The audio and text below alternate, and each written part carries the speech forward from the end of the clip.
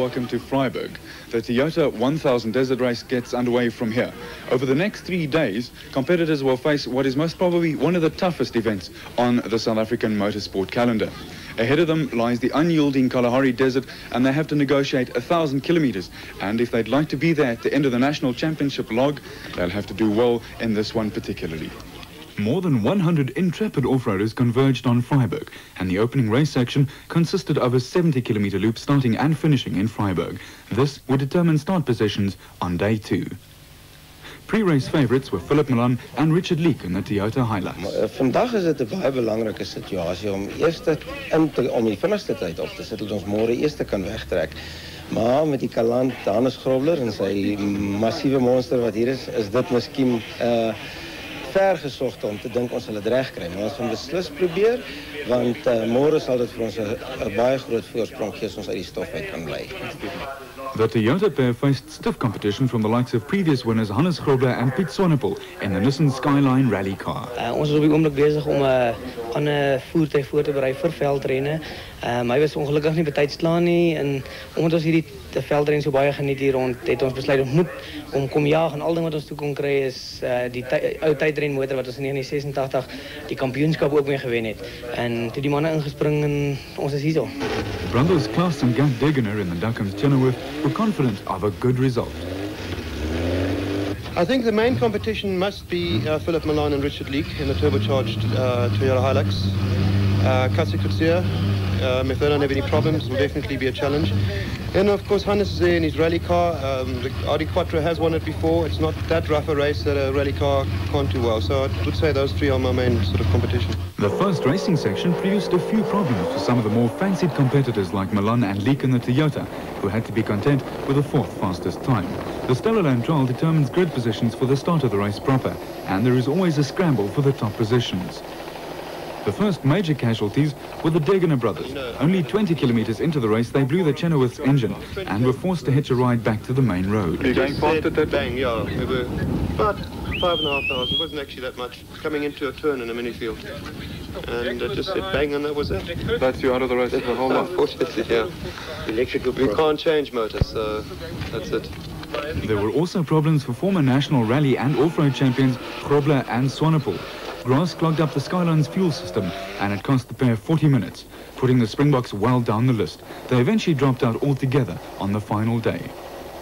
Veteran Jack Spencer and Steve Vermaak in the Duckham's Sandmaster said fastest time of the day to snatch pole position after Milan and Leek in the Toyota Hilux also ran into problems. Second fastest time went to Robin Yates and Wildman Bales in the Perma-Stick race go, with rally stars Kasi Kutsia and Wiley Harrington third fastest in the BP Nissan. Fastest qualifier Jack Spencer was in a confident mood. Happy, we must just try and keep on the route, and in that respect I've got Steve Vermaak to look after me. Should be right. At the end of the first section, the top 10 positions on the start grid saw an even split between the bakkies and the single and twin-seater space frame vehicles. Die motorfietsafdeling en kenners het 'n tydstryd tussen 4-jaars voorspel. Jeremy Davies op die Drive-Runs Kawasaki het vir sy derde agtereenvolgende oorwinning in die ren gemik, en hy was die gunsteling om die prysswyn te spuit. I'm going to give it a good go this year. There's a lot of competition, and I think it's going to be a dice between me, Elfie and Willie Island right to the end, but I'm going to go for a good time today and try right from the front and set the pace. It's difficult because you have to do a lot of navigating and get lost. You run against the traffic and that, but I'll give it a good bash. Davies sou egter taai mededinging hê van Greenup KTM se Willie Island. It's always nice to start off in front, but I like to just start maybe second or third always. Let somebody else lead the pack, because somebody always goes wrong, you know, and you always got that pressure behind you if you're in front. So if I just come in the first 3, that's fine. Die driemalige kampioen Hilton Beatty, ook op 'n Greenup KTM, sowel as Alfie Cox op sy NGK Kawasaki, sou ook vir Davies onder druk plaas. You know, this is a hell of a race, eh? 1,000 kilometers of sometimes the worst conditions that you could ever come across. Toyota 1000 is known as the desert race of all desert races. Die vinnigste motorfietskombinasie in die eerste rens kom was Hilton Beatty en sy Greenup KTM. Hy was amper 'n minuut voor Davies met Island derde en Patrick Andrews vierde. Gavin Nimmo was volgende op 'n Winston Yamaha met die 50-jarige Joe van Altena, die oudste jaar in die byeenkoms 6ste op 'n 200cc Kawasaki. Die fikse van Altena was vol selfvertroue en gereed om 'n jonger jaar se 'n ding of twee te wys. When they look over their shoulder, if they see me biting on the front of my helmet, boy, they know I don't give in. And in 87, I won the roof in the 200 class. I'm ready for them. Anytime, anywhere, you tell those youngsters, JVA is ready. Nou ja, die uitslae vir die motorfietsafdeling toon dat die Kawasaki span 4 plekke verower het in die top 10 teenoor die 3 elk van KTM en Yamaha. The Kalahari 1000 Desert Race has certainly lived up to its reputation once again. They start off with a stellar land trial which predetermines grid positions on the start of the second day. A cold Northern Cape day dawned, but things were destined to hot up for the races. The route for the second day saw competitors head for the refuel at Linnepen and then set sail for Taylor's Pan on the Botswana border via Heninvlei Pan. Milan and Leek in the Toyota Hilux lost little time in forging their way to the front on day 2. They stormed ahead of the crews in front of them, and at the refuel, they had opened up a sizable lead. At Taylor's Pan, they were 11 minutes ahead of Kunneke and Dreyer in the Nissan, who won this event 2 years ago. Kunneke and Dreyer moved ahead of Cassie Coetzee and Wiley Harrington in another safari, with a third safari fourth in the hands of Linton Draper and Peter Smith. Yates and Bales were leading Class 8 with Richard Carolyn in front in Class 9 in Brother Bucks Carolyn's lubrication equipment race car, while Dave and Greg Gurney were having a good run to lead Class 4 in an Isuzu. The top 10 at the end of racing section 2 saw the Buckies starting to dominate. There were 6 Buckies in the top 10, maintaining a Toyota 1000 tradition. Die opwindendste konfrontasie vir die dag was ongetwyfeld die tussen Willie Island en Jeremy Davies. Die 2 jaar het die hele pad geveg en die ruwe terrein gereeld langs mekaar aangepak teen snelhede van tot 170 km/h. Alfie Cox het ook goed gevaar om die voorste jaars in sig te hou en by die oornaghalte was hy net 90 sekondes agter hulle. Die aanvanklike voorloper Hilton Beattie was 4de ondanks 'n beenbesering wat hom mettertyd sou dwing om te onttrek. Davies was voor in die 500cc klas, Island in die 250cc klas en Van Altena in die 200cc klas. Die veteraan van Altena moes egter ook te hulp gooi nadat hy verskeie ribbes in 'n valslag gebreek het. Aan die einde van die tweede dag was Kawasaki in 'n sterk posisie met 4 fietsse in die voorste 10 plekke. Alle oë was egter op Davies en Island gerig. At Taylor's Pan, crews took a well-earned rest. The briar fires were started.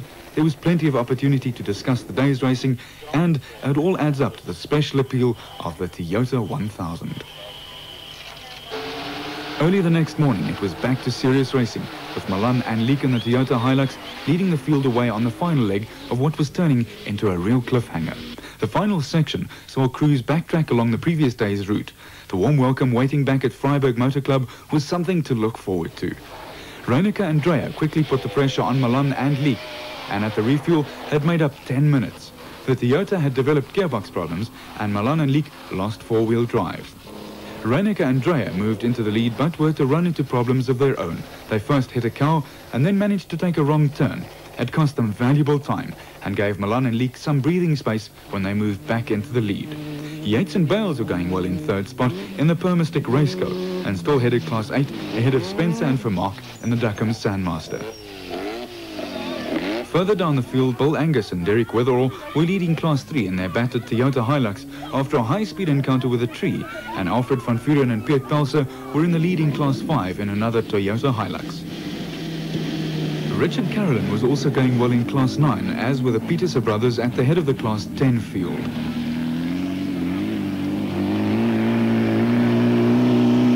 For Coetzee and Harrington, however, it was the end of the road shortly after the refuel when they retired with mechanical problems. For Milan, it was his first Toyota 1000 Desert Race win, with Leek scoring his second success.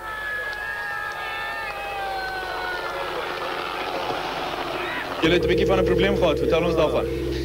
Dit was basies die radkas, het baie seer gekry en ons moes hom met per hand inhou die hele pad en hy Maar in die eind het ons maar net besluit, nou moet ons maar gaan. Ek kan nie langer wag. Die manne het julle ingehaal ook op 'n stadium daar. Daar was net 'n minuut verskil op een stadium. Ja, wel ons het maar net die kar probeer spaar en toe besluit ons dat dit spaar help nou nie meer nie. Hoe nou maar betaal maar en toe ry ons. Springbok navigator Leek boasted battle scars with blisters, the result of holding the gear lever in place over the final 200 kilometers. Kunneke and Andrea charged home to a well-earned second place after a race-long tussle with Milan and Leek.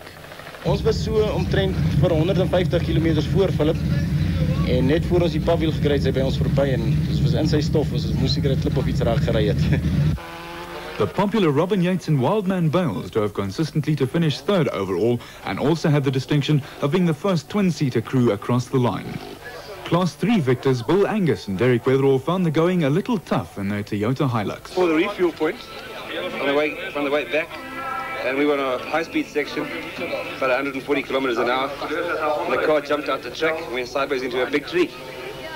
And we obviously very grateful for that we actually got out safely, because we would have rolled many times if it wasn't for the tree. However, we were all safe and sound and back home. That's all that counts. The event produced a dream result for Toyota, who not only clinched overall victory but also took the honours in 3 classes and in the prestigious Manufacturers Team Award. Die motorfietsjaars kon minstens 2 ure langer as die 4-wielbrigade slaap en kenners het 'n taaistryd tussen Davies, Island, Cox en BT verwag. Dit het egter gelyk asof die geluk nie aan BT se kant was nie. It's just in this first section in the tight stuff I've got to put my leg down. I'm just scared of twisting it again, you know. So I just have to take it easy on this first section, and on the flat out stuff it's alright. I don't have to worry about touching or whatever, I can just keep my feet on the pegs. Die beseerde BT moes mettertyd onttrek. Voor hom het die stryd tussen Island, Davies en Cox egter onverpoost voortgeduur.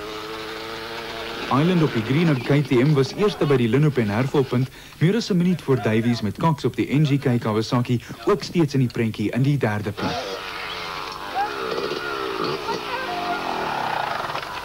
Hey, Coxon! Na van Alton se onttrekking was Ralph Pitchford ook op 'n Kawasaki voor in die 200cc klas. Hy is gevolg deur John Hodgson op die KTM en Jason Andriaika wat albei bestendig gejaag het. Die uiters fikse Davies het in die laaste 200 km van die roete daarin geslag om onder Cox en Island uit te suil deur die groter krag van sy 500cc fiets doeltreffend in te span. Hy was by die eindpunt 6 minute voor sy Kawasaki spanmaat. Vir 'n tevrede Cox was dit die tweede agtereenvolgende jaar wat hy tweede geëindig het in die taaie wedren. Well, he set off with a quick pace this morning, so I just had a hold there. I knew after about 100 odd k's that it got quicker, and I got the legs on him there. So if I could stay with him to there, I could pull him on the quick stuff. So when I got to the 4th stop and he wasn't there, I knew I could hold it home. So it's nice to be in. 'n moe Willie Island op sy Green KTM wat dwars deur die ren deur 'n griepaanval getuister is, moes met 3de plek tevrede wees.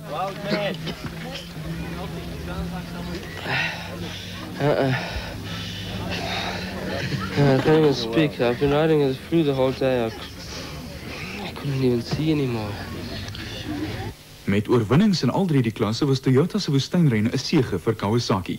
Ook Davies was meer as gelukkig met sy 3de agtereenvolgende oorwinning in 'n ren wat ook in 1985 deur sy broer Mark ingepalm is. But when all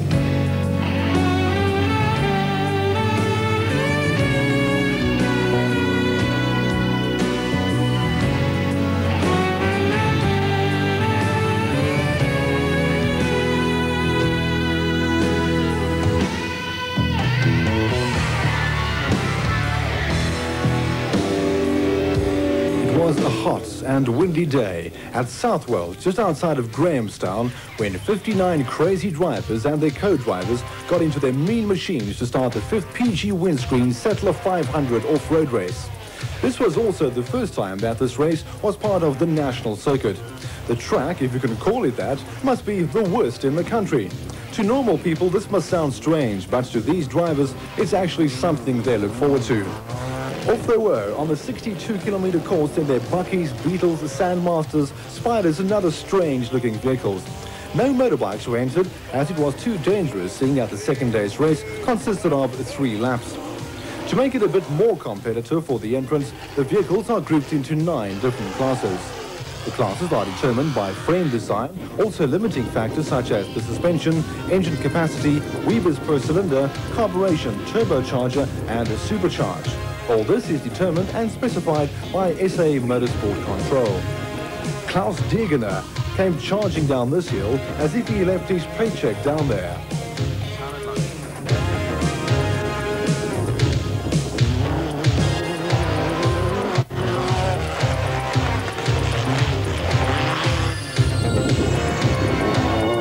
Followed very closely by Robin Yates, while a couple of windswept spectators looked on. You take the low road and I'll take the high road and I'll be there before you. Oh well, maybe next time, just as soon as I find out where we are going, after all. Must be what Philip Fullion was telling Jack Spencer, which he also did, seeing that he finished 4 places ahead of Jack.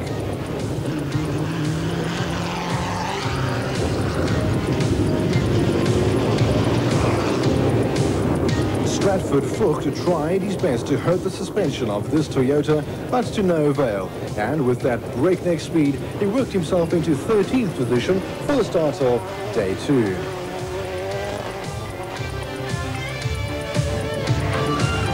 Some guys thought that pushing their cars could get them to the finish line a little bit sooner. But were they going the right way? Even after Robert Walk showed him which road to take, he still persisted in trying to go backwards. Some people just never learn. This guy was trying everything to outrun Gerard Bruce, who in turn was being chased by Vernon Axon. Gerard actually finished 17 positions ahead of Vernon.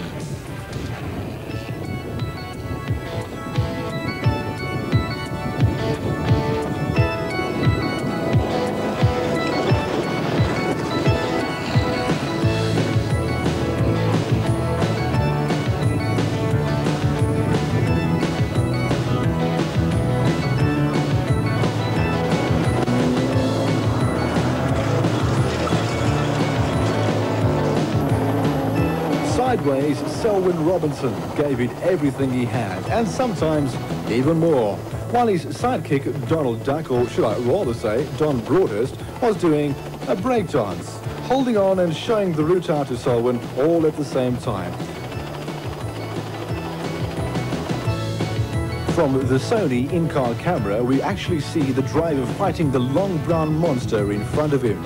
At this speed, it's hard to believe that they never even touched a gatepost. Well done, I say. Obviously, this combination worked well for them, for the next day, they started off 8th on the grid.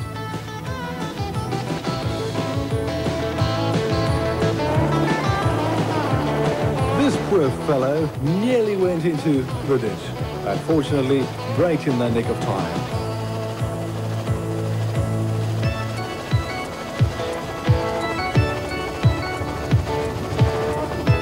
Arno van der Westhuizen was definitely pursued by something very, very big, because the chopper pilot, Ken Whittle, had to open up all the throttles to keep up with him. He went straight into the ditch, but luckily his channel climbed on the other side just as easily and proceeded as if nothing had happened.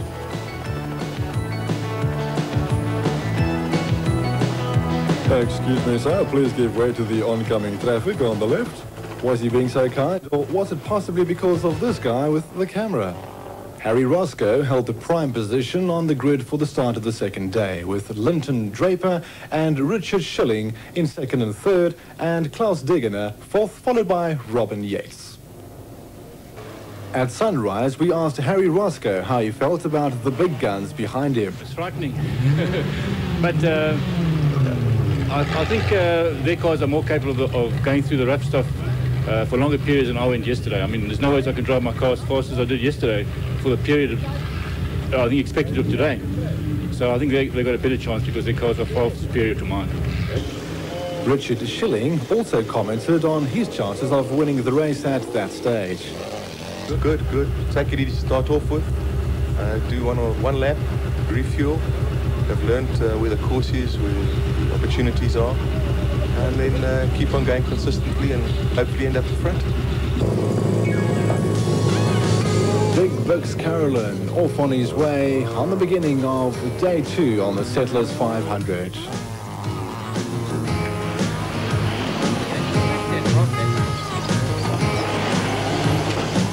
Richard Schilling's meaning of slow means something rather different to the normal use of the word. And so he had to pay the price by losing a couple of minutes or two to change a front wheel.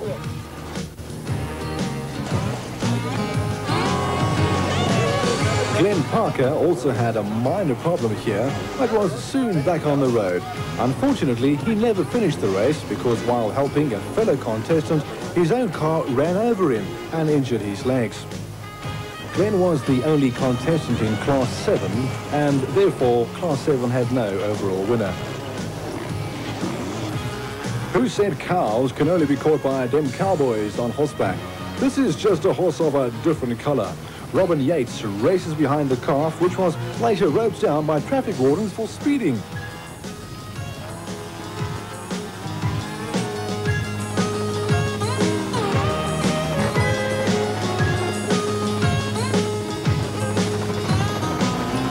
How the suspension of these cars last on these roads for 3 laps of 146 kilometers each, only the manufacturers will know. This competitor left a checkpoint like a bullet out of a barrel, leaving a dusty trail in the early morning and the dry East Cape countryside.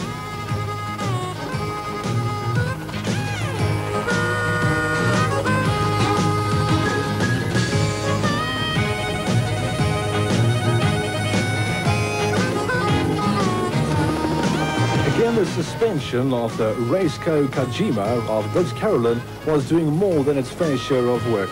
Maybe that's why he needs a sponsor. With the sun still low over the mountains in the Eastern Cape, 2 of the competitors tried to hide in the shady part of the mountain. It wasn't long before the sun spotted their dusty trail and followed them down there, spraying its scorching rays on the whole track so that later there was no place to hide.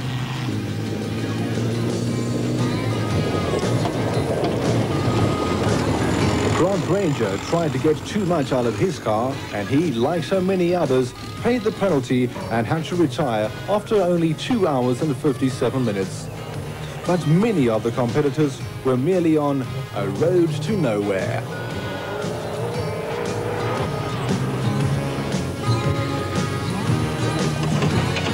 Eugene Potgieter and T. Ranger didn't look too happy with this rocky downhill slide and had to hold on for dear life, yet still had a little bit of time to speak to some of the spectators.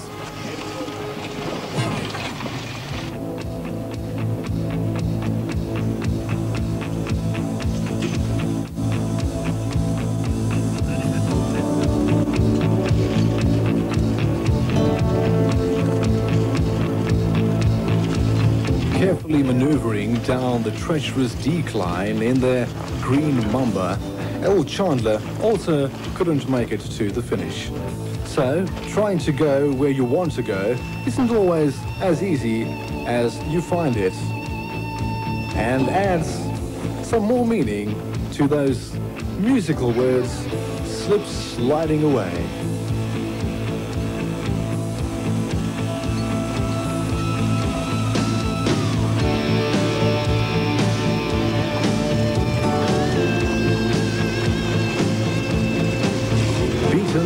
Battered Chris Kunneke tried to sell his bakkie off piece by piece, But I don't think there were any buyers at that stage. Even the Panda had lost its smile at this stage of the race. They came down the decline, which was quickly baptized as Bandit Hill.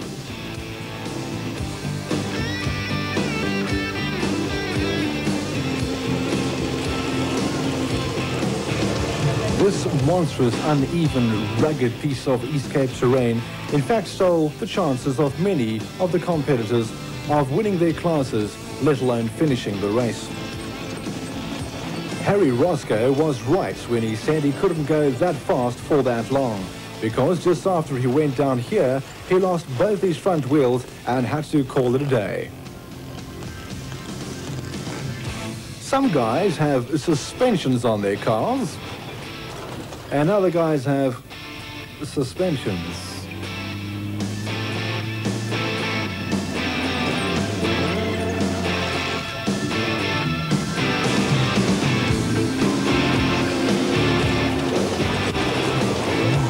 Philip Milan and Richard Leake had to quit, as did Selwyn Robinson.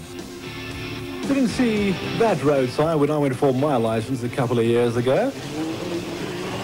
Looks like Chris Kunneke eventually found a buyer for that back part of his vehicle. The 2 days of near bundu bashing, rugged terrain, searing heat and aching muscles were all worth the effort for these two.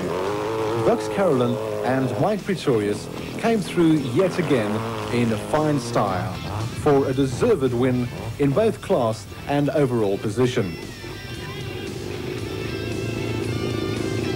Seeing as though most of the champagne went to waste all over their bodies, they decided to have a beer, or two, or three.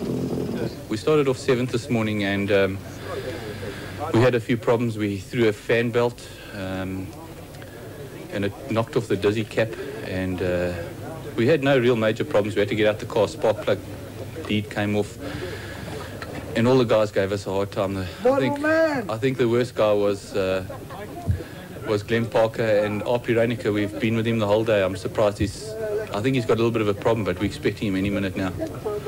And it was a good race. I enjoyed it. 23 minutes behind in second position, Stratford Frucht, with Richard Schilling retaining his third position. Assistant clerk of the course, Marie Primmick, with a few positive words. The PG Windscreen Settler 500 is a very great event in the Eastern Cape. We've put the settler country on the map. We've been fighting very hard to get national championship status, to get recognition for the Eastern Cape. We work very hard with the local environmental people. The farmers give us tremendous support, and we're very, very proud of having the race. It's the 5th one on the national calendar. So for the competitors, it's very important to score well today.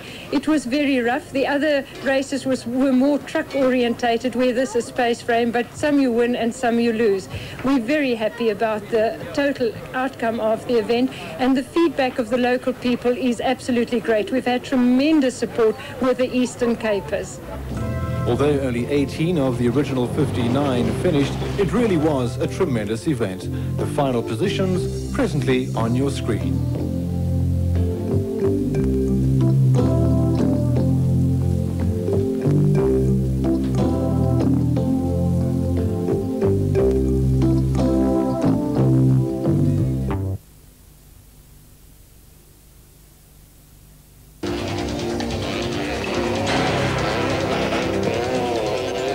Soon after the early morning start, the second section started to produce the expected close battles.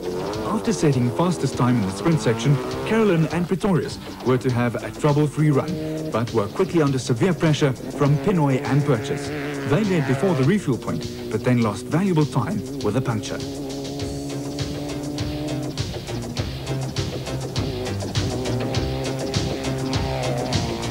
Punctures were also a problem for Richard Schilling and Fred Levesque, with Yates and Alberts running into a host of minor problems. Andre and Rodney Kopp were to have a clean run, but the Parkers were soon in trouble, losing valuable championship ground.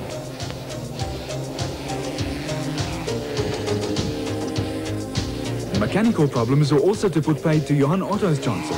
but Botswana cattle farmer Karel van Vieren had a great run to finish 6th overall and 1st in his class. Linton Draper was up with the leading bunch, but had bad luck 40 kilometers from the finish with a broken prop shaft. Toyota pair Bill Angus and Derek Wetherall maintained a 100% finish record this season, with Milan and Leek going like the clappers after breaking down on day 1. There were also problems for Spencer and for Mark, who trailed in 4 hours after the leader with a broken steering. For Rashid Noble and Joe Arby, the going was tough at times, with Arnold Pistorius and the Piet Pitter Willie de Plooy combination finding it just that little bit easier.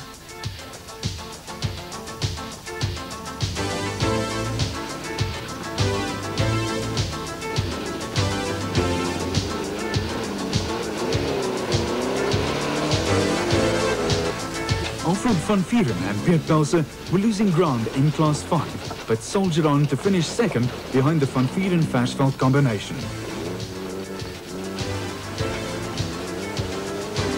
Another steady drive saw Richard Carolyn, brother of Bucks, headed for 2nd place in the Raceco single-seater behind Pistorius in Class 9.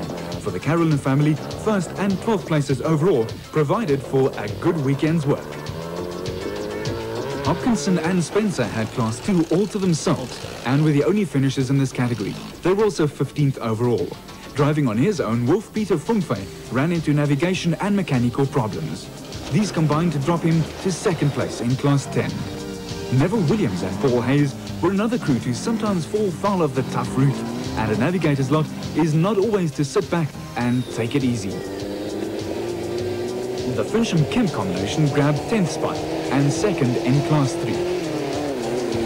With Trevor Els and Div de Villiers hot on their heels in 11th place. Mechanical problems held up Frik Mulder and Jaco van der Linde, but Johan Pieterse and Toff Hill went well to clinch Class 10.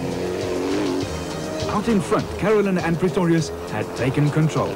Although Milan and Leek set the fastest race time, starting from the back of the field, and an additional 30-minute penalty was just too much of a handicap. Carolyn held a 20-minute lead over Yates and Alberts. Meanwhile, Pinoy and Purchase, after their puncture problems, were also chasing and trying to close a 2-minute gap they had to make up on Yates and Alberts. Carolyn would willingly swap his 4 wins this season for victory in the Roof of Africa, but the Mabatu Sun 500 win gives Carolyn and Pretorius a handy lead in the championship for special vehicles. First in Class 6 and 4th overall were popular Andre and Rodney Koch in the Toyota Land Cruiser. A flying Karel van Vieren and Koffie Versveld took Class 5 in the Toyota Highlights and were 6th overall.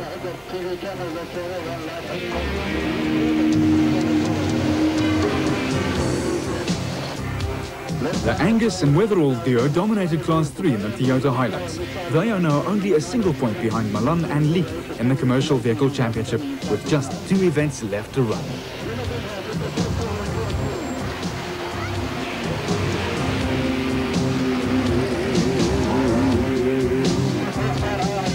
Arnold Pistorius was a convincing winner in Class 9, with Hopkinson and Spencer clinching the Production Vehicle Championship.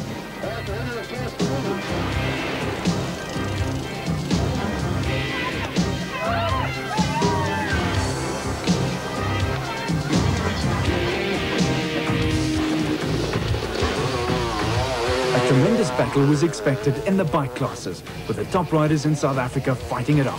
Springbok Davies cannot be beaten in the over 250 championship, and most of the attention was focused on the battle between Willie Island on the new Greenup KTM and Alfie Cox in the Kawasaki in the 250 class.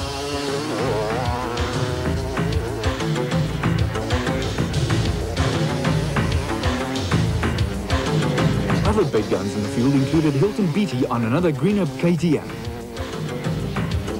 Honda rider Mike Harrower, and Yamaha star Gavin Nimmo, who made a flying start. For Ireland, only 3 points behind Cox in the 250 championship at the start, the Mabatu Sun 500 was a major disappointment. Ireland was going like a train when the new KTM seized, and the Greenup rider was confined to an afternoon of lazing next to the pool at the Mabatu Sun Hotel.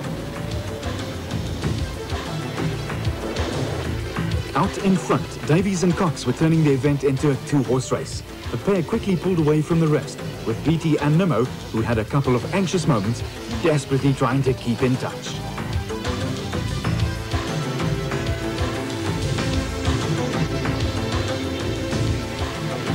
While the stars fought it out, Namibian schoolboy Ivo Trompe produced the performance of the race. In his first national championship event, Trompe came in third overall, ahead of established riders like Patrick Andrews, Nimmo and Beatty.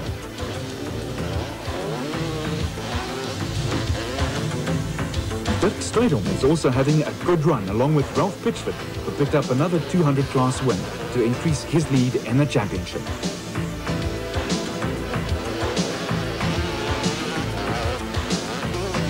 A good performance saw John Hodgson pick up second place in the 200 class behind Pitchford.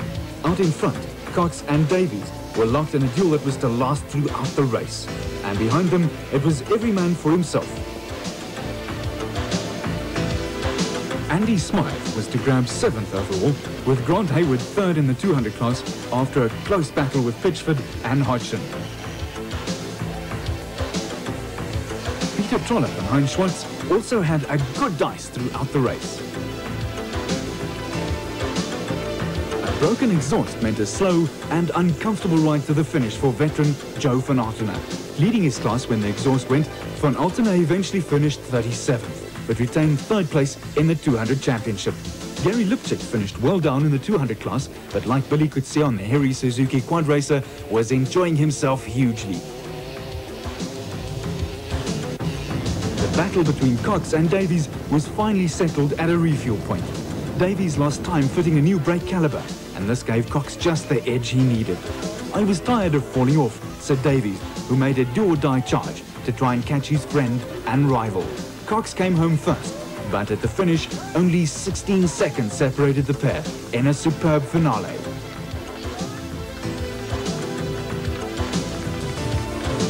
And bubbly and a handshake said it all.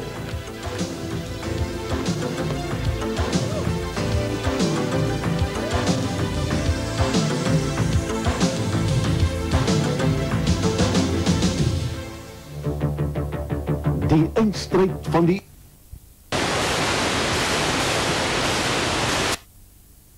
The first round of the 1990 South African Off-Road Championship last weekend. Klaus Degener and Hilton Beatty led the four-wheelers away in their Ducklands Canal.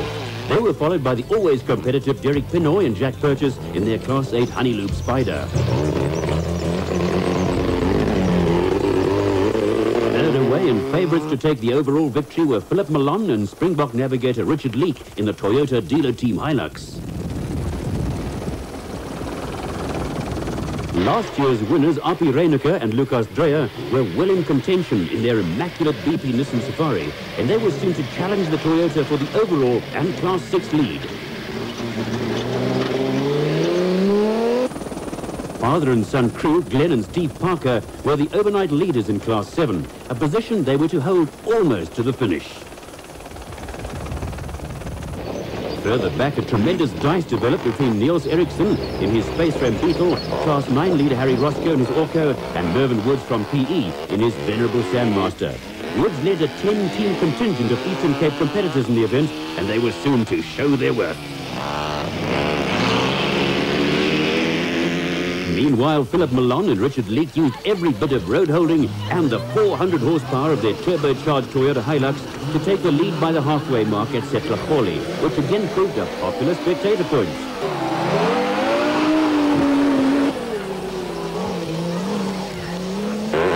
Mervyn Woods was impressive in the ex-Des Tarberton-owned Sandmaster, and he reached the Setlagoli River crossing second overall and the leader in Class 9.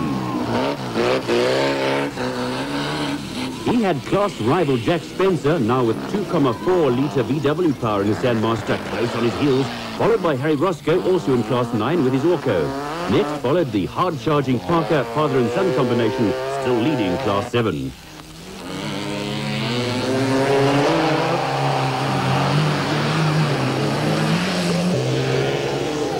Reyneke and Dreyer found some of the rough terrain difficult to traverse in their big Nissan. They were forced to wave a determined Bucks Carolyn and Kenny Skolthammer through in the Natal Earthworks Raceco. Also following closely were Niels Eriksen in his Beetle and Neil Woolridge and Paul Vermaak in their Class 8 Special.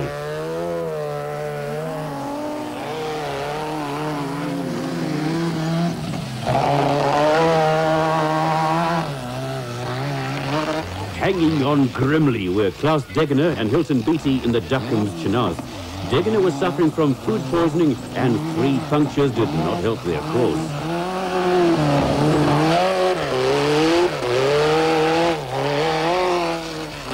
Derek Pinoy and Jack Purchase were also making up time and places after a slow roll in their Honeyloob Spider, which delayed them considerably. They reached the river crossing just ahead of Class 5 leaders Alfred van Vuuren and Piet Pelser in their Toyota, the Roger Westmeyer Orco, and Class 2 leaders Wilfried Bestlau and Dagmar Blankner in their VW Special. Close on their heels were Dion Joubert and Chris Shin in their Class 8 Centaur, and Richard Carolyn, brother of Bucks, in his lubrication equipment racecar. Jack Spencer, driving solo for the first time in a long while, went well over the notoriously steep and rocky step section.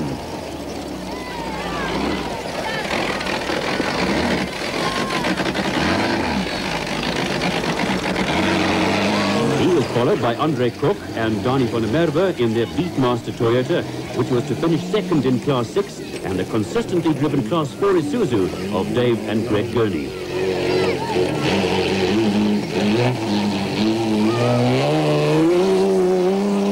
Ashley Thorne and Pepe Marte from Lesotho were well placed in their Chenarth after a slow start and eventually finished second in Class 8 and third overall.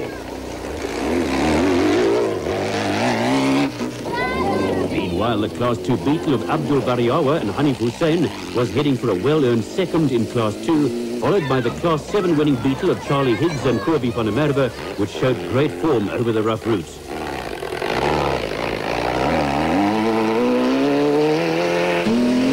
With the Milan League Toyota not stopping at the refuel point, tension ran high as second-place Reinecker and Dreyer pulled in for a wheel change and some refreshments. They were shortly followed by determined Carolyn and Schrothhammer, who needed a tyre change, and Mervyn Woods, whose enthusiastic Eastern Cape crew swarmed over his Sandmaster.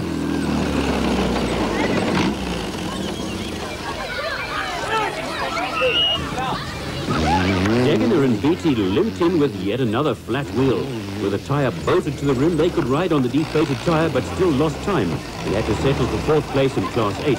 While the crew set about the wheel change, an exhausted Degener looked on, and former motorcycle racer Hilton Beattie commented about navigating. You bounce around in there so much to try and read that route schedule. I've got to have about 8 hours. I can hardly see out my hours now. Anyway. Milan and Leek were in the home stretch now and sensed victory, followed by a still hard-charging Carolyn and Schrothhammer in the racecar. Mervyn Woods completed a great performance by eventually finishing 4th overall and first in Class 9 in the Sandmaster. Reinecker and Dreyer retired with a broken transmission, while Richard Schilling and Fred Levesque took 5th place overall in the Motor Tech Chenarth, ahead of the Class 5 winning Toyota Hilux of Alfred van Vuuren and Piet Pelser. Former off-road champions Westlau and Blankner scored a well-deserved victory in Class 2. With Piet Butter and Billy Deploy, the winners in Class 3 in their Toyota. Henry Costain and Dries de Klerk drove their monster 7-litre V8 Cortina Bucky to a popular win in Class 4. While Johan and Ferdi Pieterse took the honours in Class 10 in their VW, and Jan van Beek and Frans Dekker in Class 1 in a Toyota Hilux. The South African Off-Road Championship places the emphasis on class rather than overall success, with champions declared in the special vehicle, commercial vehicle and production-based vehicle categories.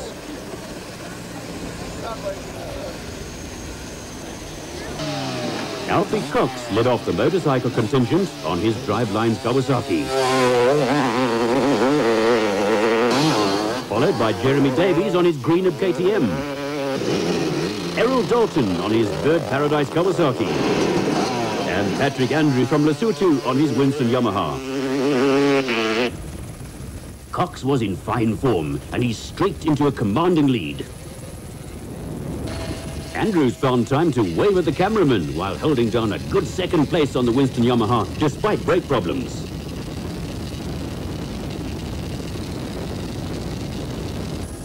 The over 250cc class leader was Errol Dalton, displaying the talent that prompted Kawasaki to sign him as Jeremy Davies' replacement. Former motocross racer Gary Peterson, riding the Truck Africa KTM, was soon in his stride and hanging on to second place in the over 250cc class. Jeremy Davies initially went well on his Greenup KTM, but an electrical problem eventually forced him out of the event.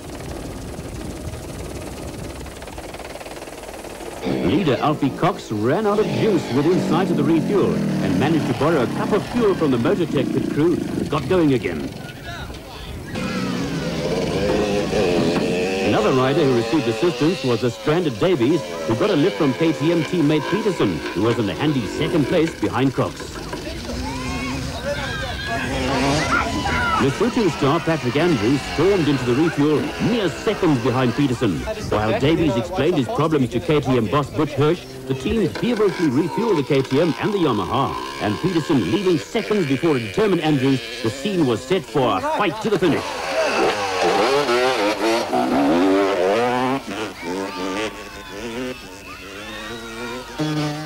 Brian Bontekonen won the 200cc class for the Bird Paradise Kawasaki team. Despite their rough route, top riders like Alfie Cox regularly exceeded speeds of 160 kilometers per hour, leaving precious little room for error. Following last year's tragedy when two bikers died at Barberspon, the organisers this year went to great lengths to ensure the safety of the two-wheelers. Extensive medical support along the route, backed up by the IGI Med Rescue helicopter, which was on standby throughout the event to transport injured competitors to hospital, proved invaluable.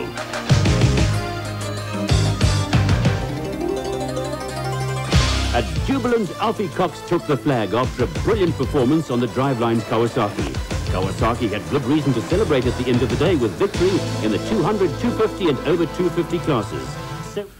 Desert Race, the second round in this year's South African Off-Road Championship, was run through the Kalahari last weekend.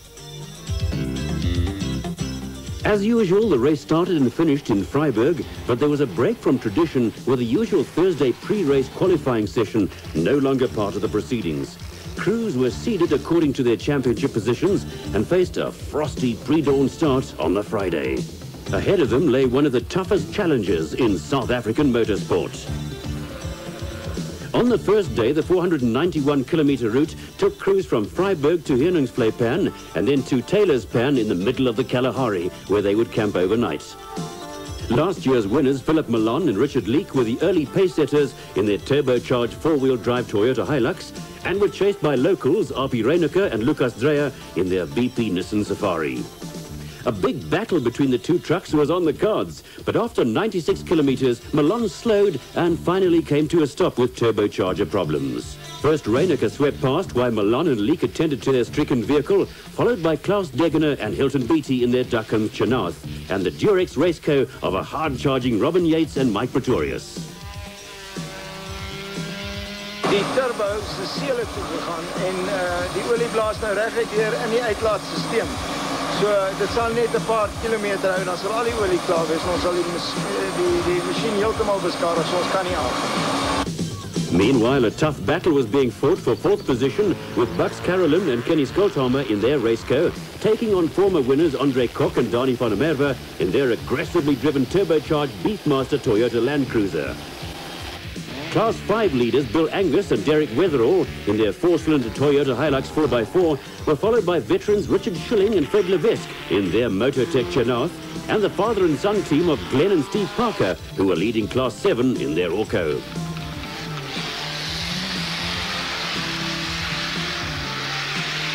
Up front, the battle for the overall lead came to a head after 120 kilometers when a farm gate got in the way of Reyneke and Dreyer's Nissan.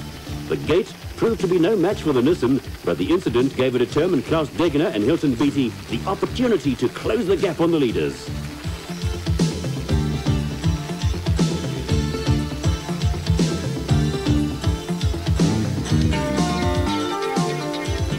The superior acceleration of the lightweight Duckham Chenoweth allowed Degener to snatch the lead when Reiniker and Dreyer sportingly moved over to let him pass.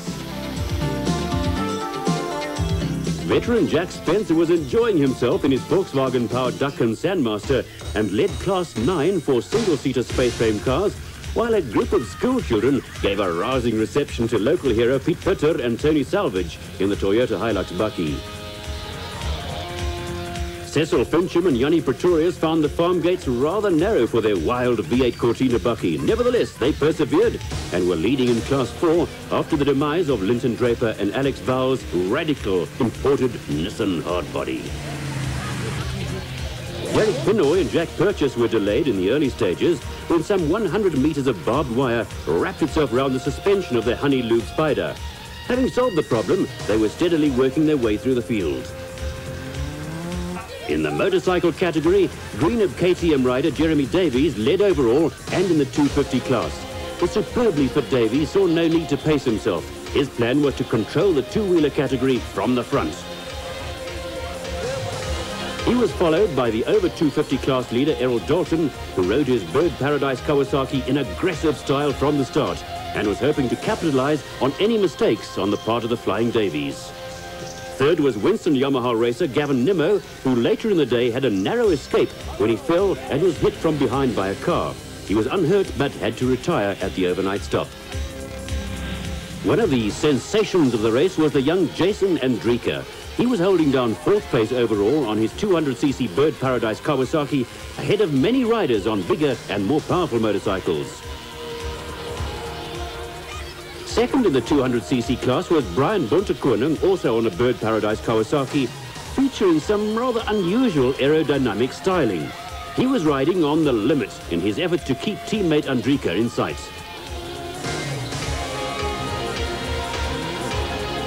Alfie Cox had various problems with his drivelines Kawasaki. First a wheel bearing seized, then while he was making his way through the field, a thorn punctured a radiator hose, and the resultant water loss caused overheating problems, and he decided to call it a day.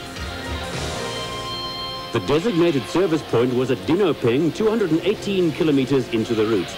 Degener and Beattie still led in the Duckham's Chenoweth, having enjoyed a trouble-free run up to that point, and were spearheading a total domination of the event by space-frame vehicles. This was a new trend for the Toyota 1000 Desert Race, which has in the past been dominated by trucks. In fact, the last time a space-frame car won the event was in 1982, when Des Tarberton took the honours in his King Scorpion.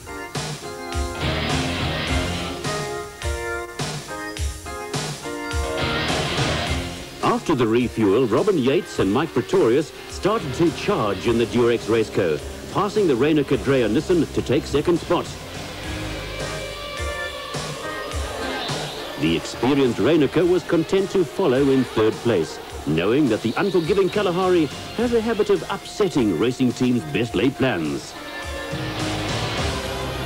Meanwhile, the consistent Robert Walk led Class 9 in his Samurai after the demise of early class leader Jack Spencer. In Class 5, the privately entered four-wheel drive Toyota Hilux of Karel van Vuren and Koffie Versveld led after a smooth and trouble-free run.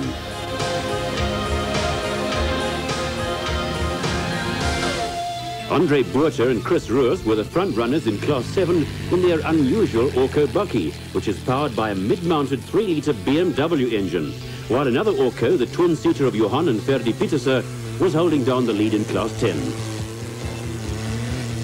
Wilfried Weslau and Dagmar Blankner in the VW led in Class 2, but there was trouble in store for them in the notorious Riverbed section. While Wolf-Peter Pumfai and Martin Spencer merely got their Volkswagen well and truly stuck in the sand, Weslau and Blankner rolled theirs with the Lesotho crew lucky to escape injury. Jeremy Davies and his Greenup KTM still held a commanding lead in the motorcycle category, and the chance of him being challenged for the first day lead seemed remote. Errol Dalton was hanging on to second place overall, and the Winston Yamaha. With the impressive Jason Andrika, also known by the nickname Staffy, still leading the 200cc class on the Bird Paradise Kawasaki. Kunneke and Dreyer arrived at the Taylor's Pan overnight halt first in the Nissan. They took the lead just 4 kilometres from the finish when front-runners Yates and Pretorius ran out of fuel in the Durex Raceco. Second in were Richard Schilling and Fred Levesque in the Motortech Chernow. They were enjoying an uneventful run and did not have to get out of the car once on their way to the overnight stop.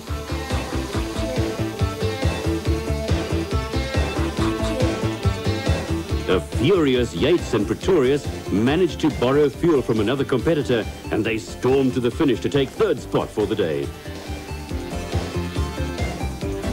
Bucks Carolyn and Kenny Skolthammer followed in the Natal Earthworks Raceco with few problems to report and a firm resolve to move up the leaderboard the next day. Running out of fuel became a common problem. Another victim was Klaus Degener, who persuaded Derek Pinoy to tow his car for some of the way. Others ended up by trying to hitch a ride from the TV helicopter or waited patiently for help. Pinoy had to abandon his sportsmanlike efforts to get Degener home when his clutch overheated. Front bike runner Davies foresaw the fuel problems and carried extra petrol with him. After refueling near the end, he blasted past the stranded Degener to come in first in the two-wheeler category. Errol Dalton's Kawasaki ran out of petrol within sight of the finish.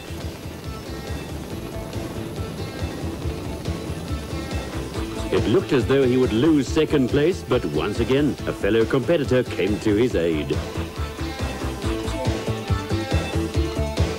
Despite being knocked unconscious in a high-speed crash earlier in the day, Winston Yamaha rider Patrick Andrews came in third. Ever the showman, Andrews gave this exhibition for the TV cameras after 490 kilometres of racing through some of the most unforgiving terrain anywhere.